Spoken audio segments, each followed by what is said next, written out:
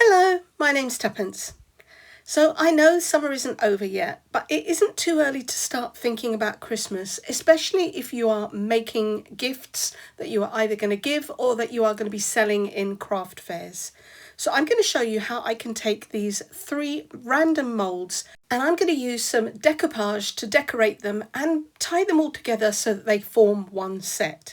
I'm going to be using eco resin to make this. My eco resin of choice is Aqua Cast, so this is a perfect beginner's project. It's also a really quick project, not including the drying time, which I'm going to speed up. This should be able to be completed in one day. So let me show you how I create a set from these moulds. I'm estimating that my moulds have a combined volume of 400 grams. So I checked the coverage calculator on the Elechem website and it told me that I need 188 grams of water and 532 grams of powder. This is specific to Aqua Cast, which has a ratio of 100 grams powder and 35 grams water. So I've measured out my materials and now I need to give this a quick mix to get rid of any lumps and create a nice smooth batter type consistency. Depending on the temperature of the room that you're working in, you've got anywhere between 10 and 20 minutes of work time. So I need to get this into the moulds pretty quick because it's warm here. I'm going to put a little bit into each mould. You can see that it does pour quite easily, but it's not so fluid that it's going to level itself out. It does look a little thick. I want to make sure that I get this all the way to the bottom of the moulds and that there aren't any air bubbles stuck in there. So I'm just pouring a little bit in first. I think that will do for now. I'm going to give this mould a quick shake and shimmy it. And you can see that the mixture is leveling out. It's spreading out. I'm going to do the same to all of them. Make sure that it lays flat so I know where the surface is and how full it is. I'm just taking out the ring that supports this to make it stay round and I am squeezing along the bottom edge. If I have any bubbles there, that is going to leave a hole in the Aqua Cast.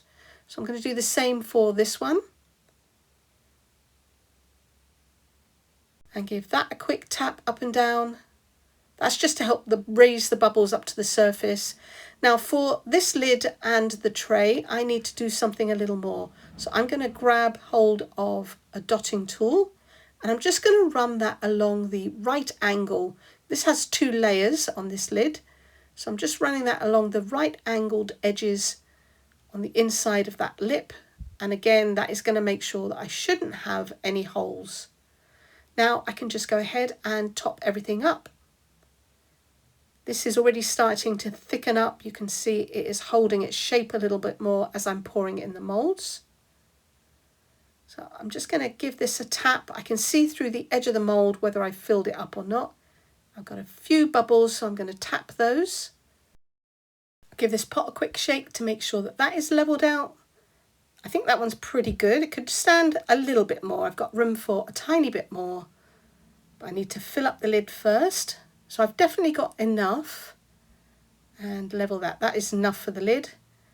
I can put a little bit more in the tray. I don't want to overfill them, but some of this water will evaporate. It doesn't really shrink, but it levels out on the back. All right, so I'm just going to tap these and leave them to cure. Okay, it's been about 90 minutes. These are all cured. They will normally cure in about an hour. It's exceptionally warm here, so I think it probably was a lot quicker than that. Now I can just get them out of the mould. Just twist that out and that is really nice. No bubbles. It's lovely and smooth. Just got that little bit on the edge. All of the bottoms tend to look slightly rough with Aqua Cast, so they just need to be sanded, or you can cover them with cork or paper or something.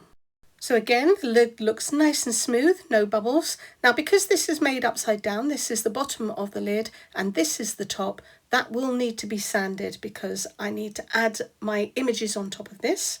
So I'll deal with that in a minute. Let me just pop that there and I will get this out. Now I will always have bubbles along this bottom edge. Doesn't seem to matter what I do, but I will show you how I can deal with those in a minute. Just need to sand them. Although I say this is cured, it is still slightly damp. It takes about 24 hours for these to dry out naturally. You can speed that up by putting them in your G3 or put them in the sunlight or something like that. But whilst it's still damp, if I sand that, I should be able to fill that in, those little holes. So we just twist that out, and that is lovely too. No holes are there, just along that bottom edge. So again, I will deal with that. Let me just fold my mould back the right way round. It's pretty important that you do that as soon as you can, otherwise your moulds can be misshapen. All right, so I just got the tray to demold. Let me just move that over there. Oh, another thing I should point out is that these sides are slightly bowed. This is a very flimsy mould and the Aqua Cast is quite heavy, so it does cause these to bulge a little bit, but I don't think it's too bad and it doesn't really spoil the pot. So let me move on to the tray, and we've had a pretty good run so far, so let's hope this is bubble free. And that looks pretty good, that looks great. Whoops, I spoke a little too soon. One teeny tiny bubble. I'm not going to sweat that, that's okay. The back of this I will cover with some cork, so I don't need to sand that. I will deal with the sanding on the other ones, but first I need to get some measurements because I need to create templates. I'm going to be printing my own decoupage sheets. Now obviously that's not something that you need to do. You can use decoupage paper, tissue paper, whatever you like, but I'm going to show you how I do it. First I've got to decide, do I want to cover the whole thing or am I going to cover only part of it? I think this pot looks great here, so I'm only going to be covering part of it. So I just need to measure the area where I'm going to be putting my design. I'm going to measure the length from the pot to the edge and then across the width as well. Now obviously I can't use a ruler to measure a pot. If you've got dressmaking tape, then okay, use that. Otherwise I'm just going to use this piece of ribbon. I'm going to wrap it round until it meets and mark that. And then I can line up that along my ruler to find out just how long that is. Just make sure that is laid out straight, and that looks like it's 24, which is 240 millimeters. I'm going to stay away from that bottom curve because I don't want to use that. So I'm just going to do the top section, and I think that's about 55 or 55 millimeters, 5.5 centimeters. So I need to stick with one or the other. So I've done the pot, now I just need to do the lid and I need to work out the diameter of that. And that is 7.5 centimeters. That leaves the oval pot, and I'm going to do that in exactly the same way as I did the other pot. I need the circumference all the way round. And because the side of this is straight, I am going to measure top to bottom and I'm going to fill the whole thing. So once I've got all those measurements, I can take that into my computer, create some templates, and then I'll know just how big to make my patterns so that they fit onto these pieces perfectly. Before I set these to dry, I just want to sand the top of the lid and the bottom of that pot. So I'm just using a fine grit sandpaper, and you can see it really is not taking that long. I have sped this up obviously, but it does not take long. It's looking pretty smooth. Just get the last little bits. Just going to brush the dust off and set that aside. So now I need to do the bottom of the pot. Just going to take a small piece of sandpaper, and as I'm generating some dust, that is filling in those holes. So it helps to smooth everything out and it doesn't look quite so bad. I'm going to put these in my G3 curing machine. I'm going to put it on 140 to speed up the drying, and I'll be back once these are all dry and ready to decoupage. Before I can print, I need to prepare my paper. So I've got a piece of copy paper, and the cheaper and thinner the better. And I need to spray that with some glue. So this is the brand that I use. The important thing is that it is repositionable adhesive. So you can use any brand, just got to make sure that it is repositionable. So I want to add a light coat that goes all the way to the edges of the paper. Just make sure I get everything covered. That's pretty good. And then I need to leave this to evaporate. It's super sticky, so it just needs to dry out a little bit, and then it will remain sticky, it just won't be so sticky. Because I need to stick something on top of this. I'm going to be using tissue paper. This is what I'm actually going to print on, and this is just ordinary gift wrap. There is nothing special about it. The only important thing is that it is white, because any other colour will change the way that your print looks. So this tissue paper has a slightly shiny side and a slightly matte side. I'm going to be printing on the matte side, and I'm going to be placing the shiny side down on top of the glue. I can't do that right now though, because this is still a little too sticky and wet. If I was to stick this down, it would tear when I try and remove it. So once I've let this dry out a little bit, I can then just place my piece of tissue paper down on top, and I'm going to smooth it out as I go, get rid of any wrinkles and bubbles. And you can see I've got it slightly bigger than the paper, so now I just need to trim off any of the bits that are hanging over the edge. And I'll end up with an A4 sheet of paper that I can put into the rear feed of my printer. I use a really small, cheap printer. It is an Epson WF 2010. The only important thing about it is that the ink is all pigment ink. This is smudge proof and it's water resistant. Now you can totally do this with an ordinary inkjet printer. You just need to spray the tissue paper with a little bit of acrylic varnish once you've printed it and let that dry before you go ahead and decoupage it. I'm going to switch over to my computer and show you how I created the patterns using clip art from Creative Fabrica. All of the grey shapes on the screen are the templates for my Aqua Cast pieces. Now I haven't shown you how I made those, but if that is something you're interested in, please let me know and I'll make a separate video about it. For now, I'm just going to show you how I came up with the designs. I'm using a program called Affinity Designer. I think this is now free and it is linked to Canva. You could probably also do the same thing in Canva.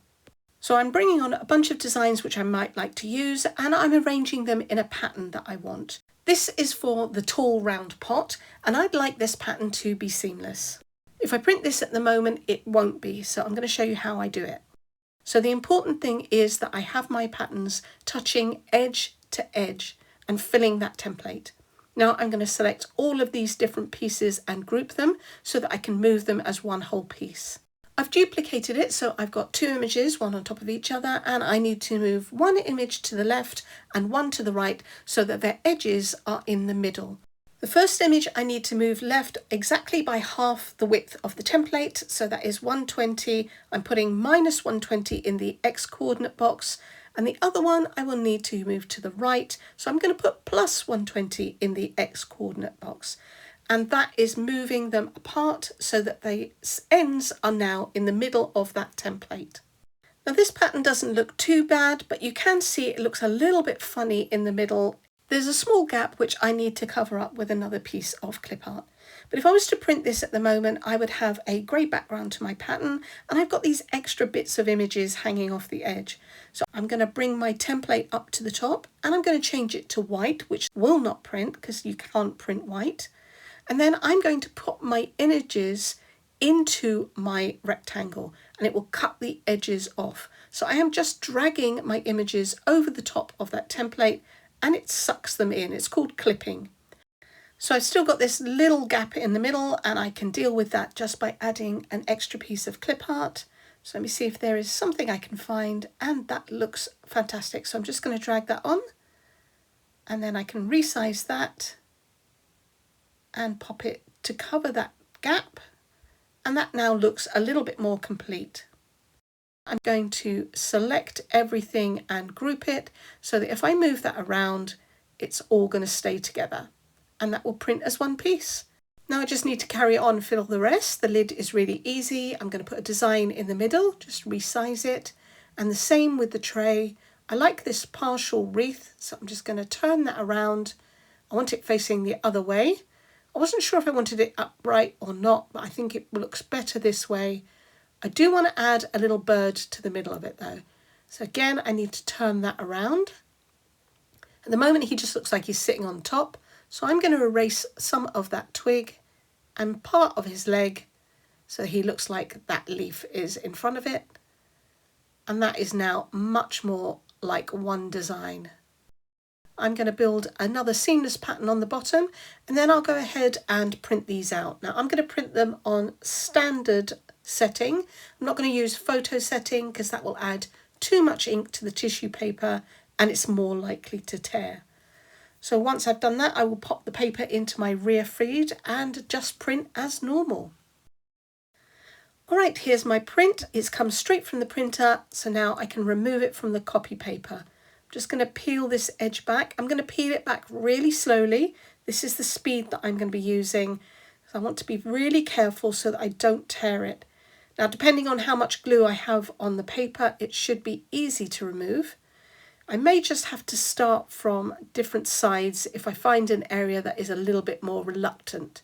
So I'm just going to swap around and pull from the other direction, just being really careful so that I don't tear it. But you can see that this has come off really nicely, and I can reuse that copy paper again should I want to do another print.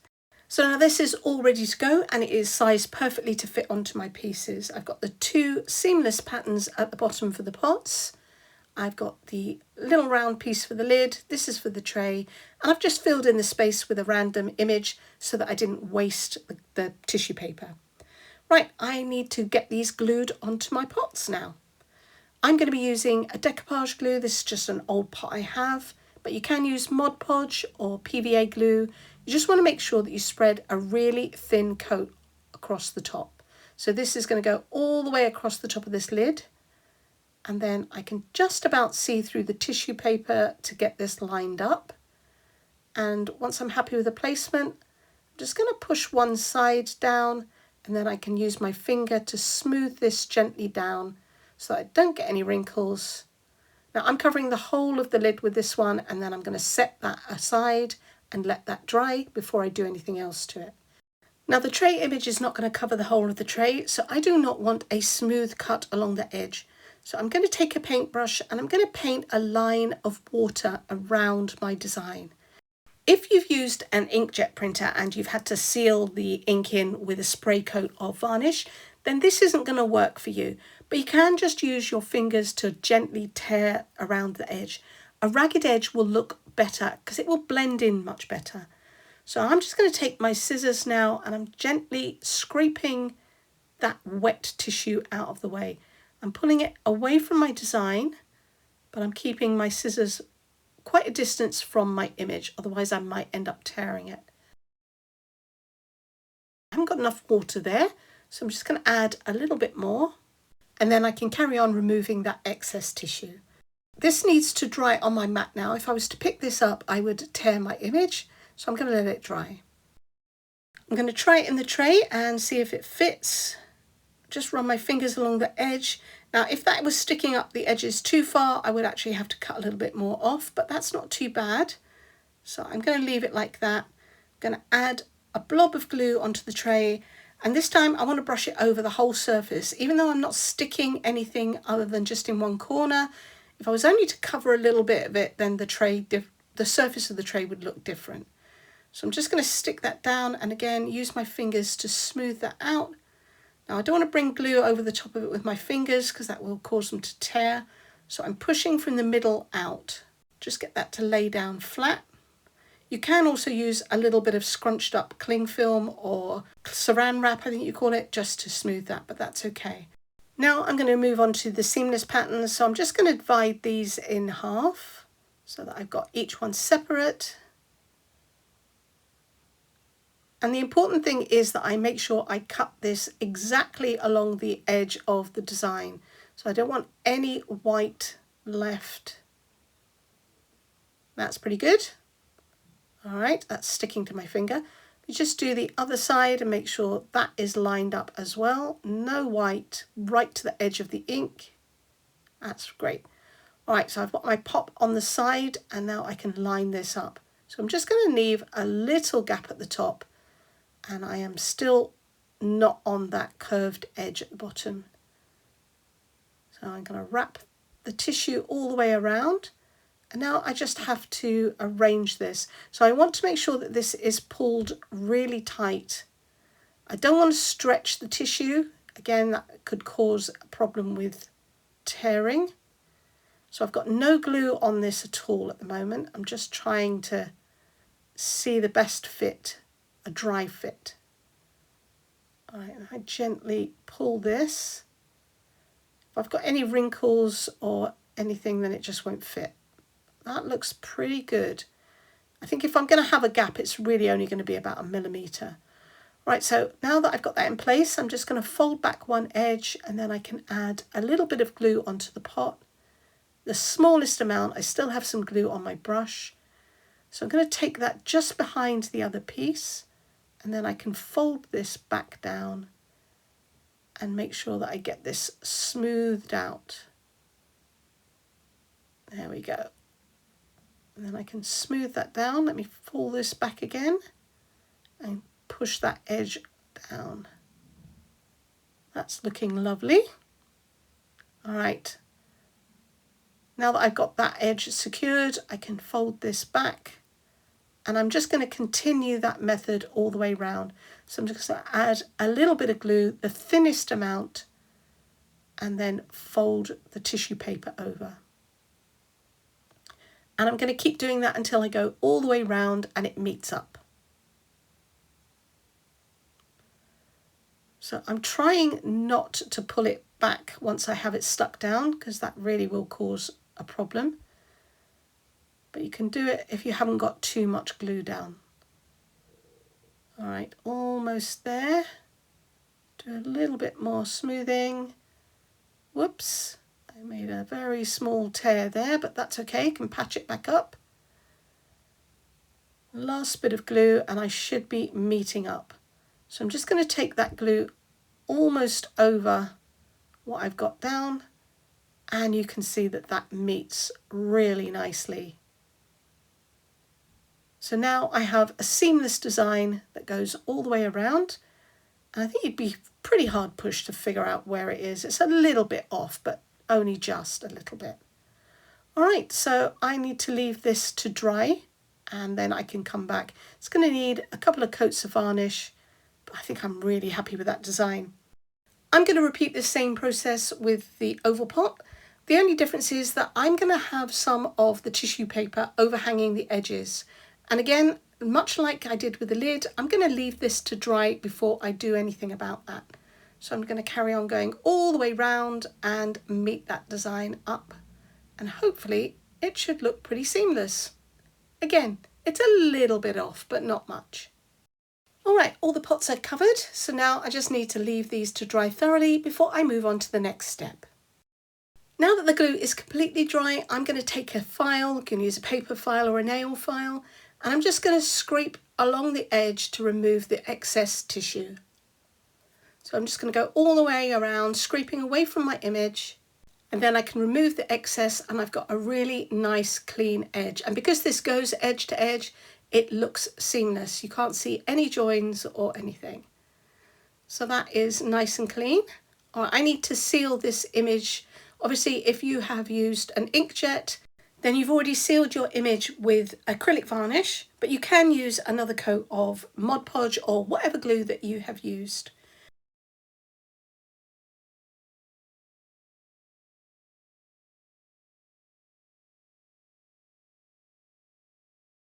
I'm going to repeat the process and file away the extra tissue paper on the oval pot, and then I can seal this in the same way.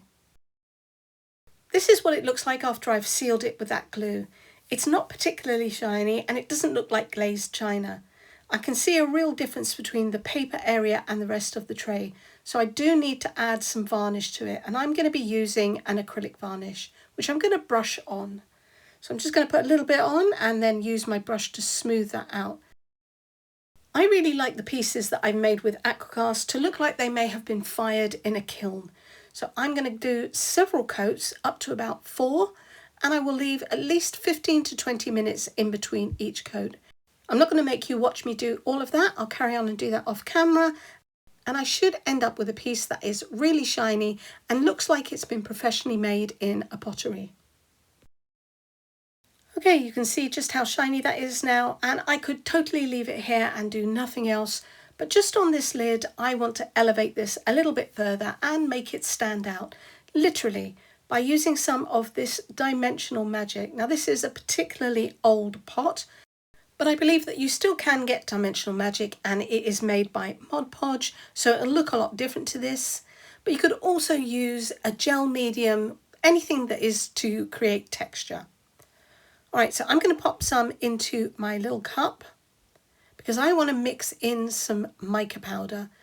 I'm going to add some dots on here so it looks like the lavender actually has buds on it.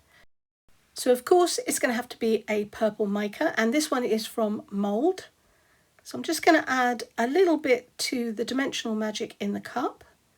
And this is basically a varnish. It's just a varnish that holds its shape.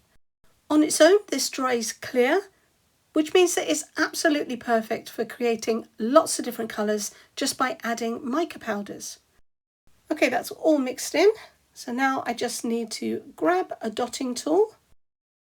I'm just going to pick up some, and then I will place that down on top of the flowers, just in a blob. Now I'm going to space these apart because if I put them too close together, they will all just merge into one blob. So I'm just going to carry on and continue to add some blobs, various sizes. I'm not going to cover all of the flowers. I just want to add a little bit of dimension so that this looks like some of these lavenders are actually sticking out from the pot. And of course, because I'm using mica, it's adding a little bit of a shimmer as well. Okay, this is what I've got so far. I need to leave this to dry. It isn't dry just yet, but I do want to continue doing something similar. Now, I'm not really liking this butterfly. Everything else is beautifully coloured, but that butterfly is just brown and ugly. So I'm going to use a little bit of varnish and some of the chrome powders from Let's Resin to add some sparkle. I've added a couple of drops of varnish onto a piece of parchment paper, and then I just need to mix my powders in to create a paint. Then I'm going to use my mic brush stick just to paint those colours onto the butterfly. I'm going to mix up some gold and paint that as well. Now this will not stay dimensional, it will dry flat, but it will leave those glittering colours behind. Now I just need to leave everything to dry, and because both of these products are made from varnish, this doesn't need a top coat, so this will be pretty much finished once it's dry. And here they are, all finished and dried. They're glazed, they look really shiny. I think they look fantastic. I really love lavender, and I love the way that this goes all the way around the pot.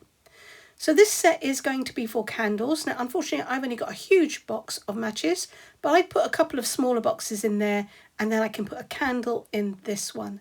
I'm going to make a couple of other sets, so I haven't done that just yet, but I need to glaze the inside of the candle pots with candle varnish. This can withstand the heat once you light the candle. And of course, because I've done a lavender pot, I could do a lavender candle and many other options. So this is what it looks like with the dimensional paint on the top, and I think this is really cool. It's not very deep, but it does feel very tactile if you brush your fingers over the top of it, and I think it looks great. It just adds another dimension, if you'll excuse the pun. So 3 random moulds all tied together with bespoke decoupage, and it's such an easy thing to do. Of course, you could use plenty of decoupage papers that you can buy. You can use gift wrap, tissue paper, napkins, whatever you like. But to be honest with you, it is so easy to print your own. So why don't you give it a try? It's just a couple of bits of paper, and you have something that is unique. Nobody's going to have this gift. It's a great thing to sell at craft fairs or just make for a housewarming or even for Christmas. Anyway, I hope that you've liked this video and that you find it useful. And if you do, please give me a thumbs up, comment, hype if that's available to you, and subscribe to my channel if you haven't. It's free, it will really help me out, and you'll be able to come back and see what I'm going to make next time. Until then, thanks for watching. Take care. Bye-bye.